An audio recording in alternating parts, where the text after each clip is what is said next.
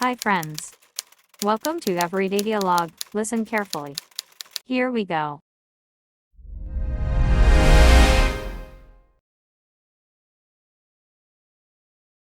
Lucas, look at this article I found. It's about space tourism. Space tourism? Is that a real thing now? Yes, it's becoming real. Private companies are offering trips to the edge of space. The edge of space? So, not to the moon or Mars? Not yet, but maybe in the future. For now, it's a short trip to experience weightlessness. Weightlessness? Like floating inside the spacecraft? Exactly. You can float around and see the Earth from above. That sounds amazing. But it must be super expensive, right? Oh, definitely. It costs millions per person right now. Millions? Wow. So it's only for billionaires.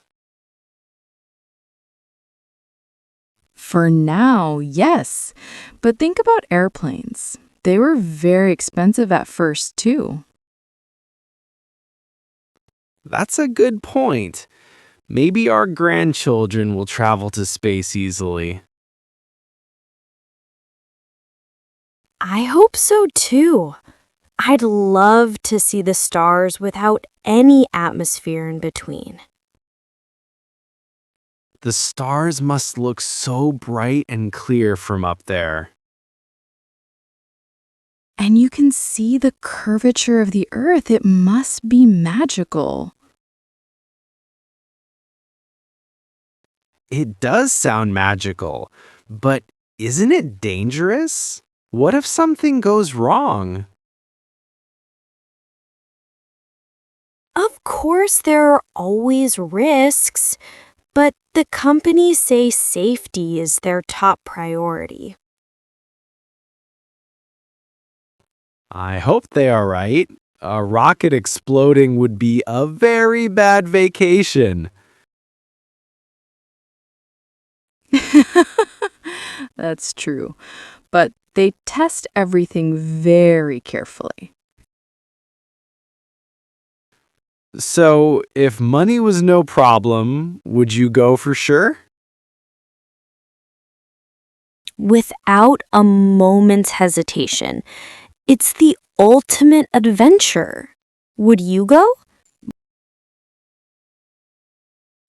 I think I'd be too scared. My hands would be sweaty the whole time. But imagine the story you could tell later. You'd be a local hero. That's a good point. Hey everyone, I've been to space. That does sound really cool. See, you have to think about the bragging rights. Well, you're convincing me. But what do you even pack for a space trip? You don't need much, just a special spacesuit. They provide everything else. A spacesuit? That's it? No swimsuit or sunglasses?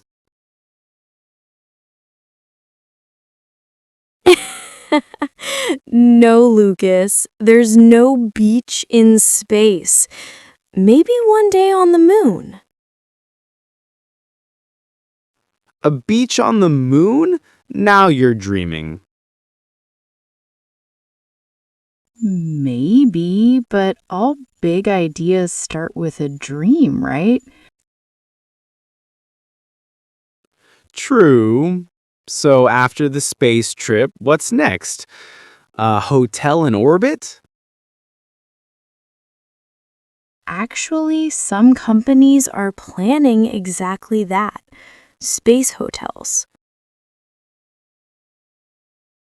You're kidding.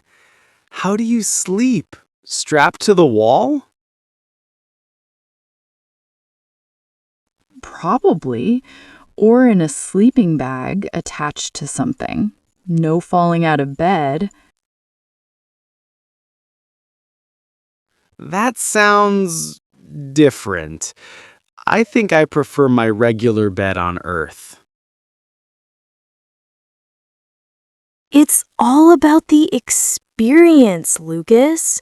Pushing the boundaries. I push my boundaries by trying a new restaurant. It's safer.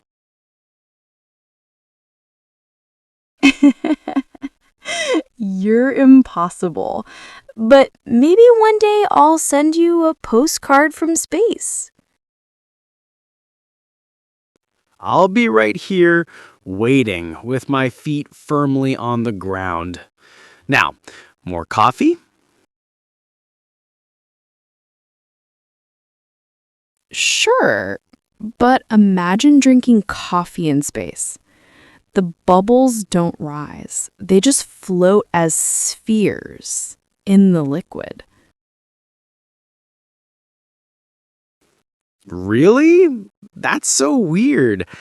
How do you drink it without making a mess?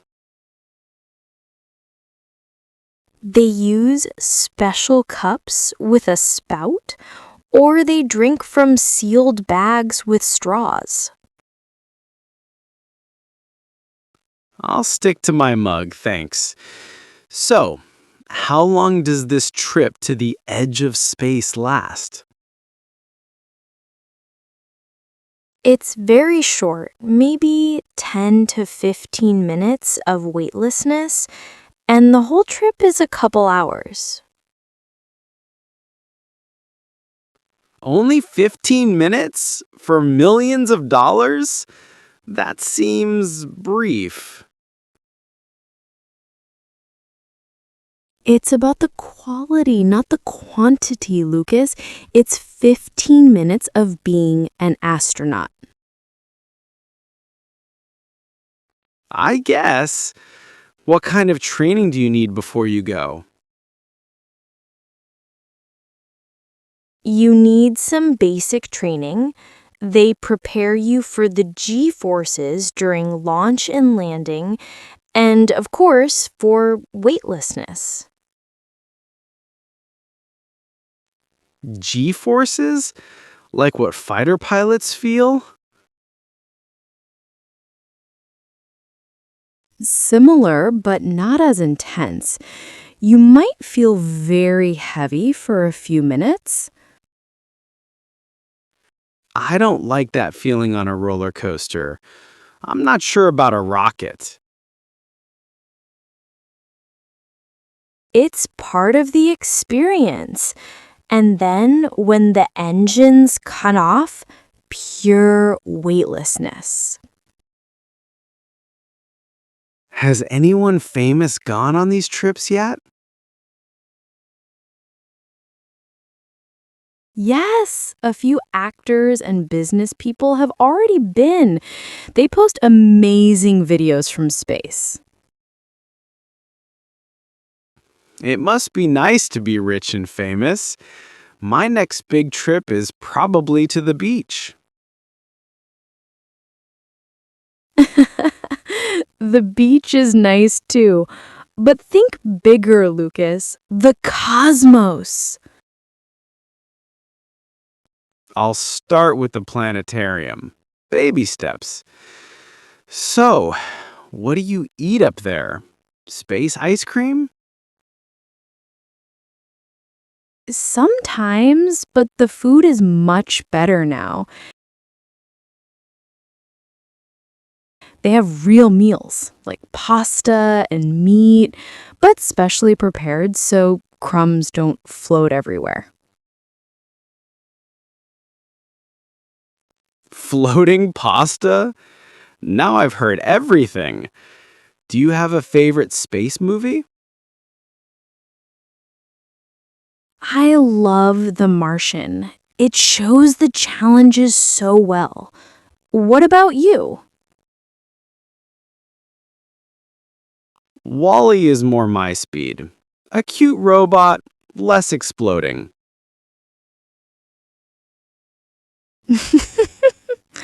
Always the cautious one. But don't you find the science fascinating?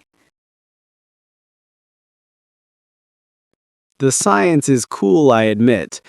How do they even build a rocket that powerful? It's years of engineering, lots of math, physics, and testing. It's incredible what humans can achieve. True. From the first airplane to a space hotel in just over a century. It's mind-blowing. Exactly. It makes you wonder what's next. Maybe we'll be talking about vacations on Mars one day. Let's master vacations on Earth first. I still get jet lag from flying to another time zone.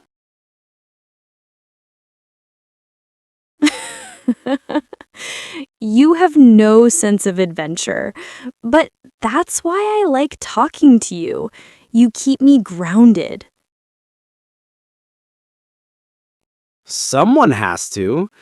Otherwise, you'd be signing up for a one-way trip to Mars tomorrow.